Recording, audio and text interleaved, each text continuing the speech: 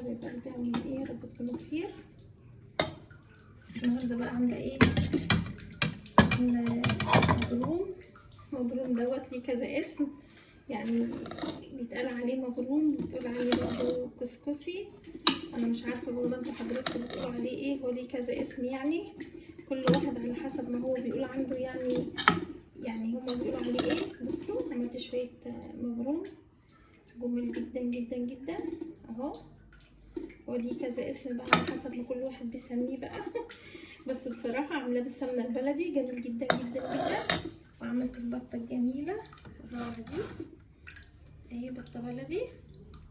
اللهم صل على سيدنا محمد. تعالوا بقى نقول المبروم دوت او الكسكسي على حسب ما انتوا بتقولوا بقى.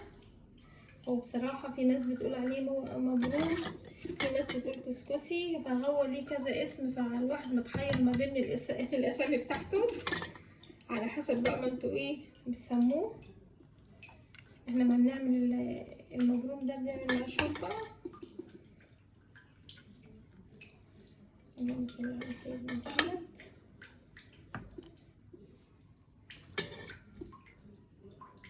اللهم صل على النبي. بسم الله الرحمن الرحيم.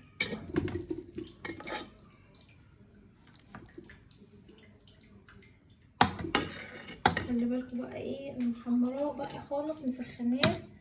طبعا انا عملته كذا مره، رديته طبعا زي ما انتوا عارفين يعني ايه رديته. بحطه في خلقه كده تكون نظيفه بيضه، وبحطه طبعا انتوا عارفين حله المبروم وكده، بنحطه في حله المبروم. اكيد انتوا طبعا شطار وعارفين انا قصدي ايه.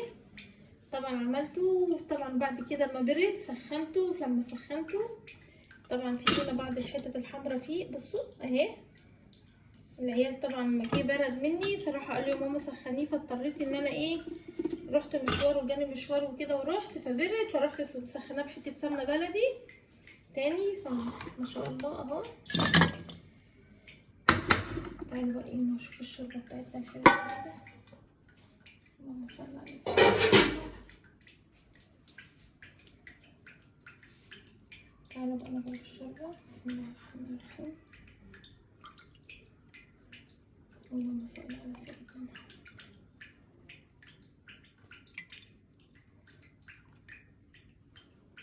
الشوربه دي بقى بيبقى مع المبروم، بنعملها طبعا بليمون، يعني هما ما بيحطوا عليها ليمون، نشوف كده ليمون بتبقى طعمها جميل جدا. طبعا دي شوربه بس، يعني مش شوربه لسان عصفور ولا اي حاجه، شوربه عاديه خالص، شوربه لحمه وشوربه بط وكده.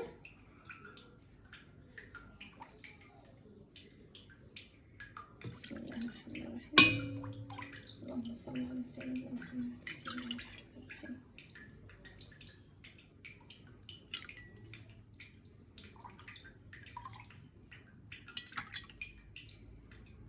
طبعا احنا قلنا نغير بقى، هتقولي نعمل رز مكرونه كده، احنا نغير المره دي. فالعيال قالوا لي يا ماما احنا عايزين مبروم بقى النهارده، نفسنا فيه وكده، وعايزين بط بلدي وكده. اضطريت النهارده يعني عملت البط البلدي، البطه البلدي الحلوه دي.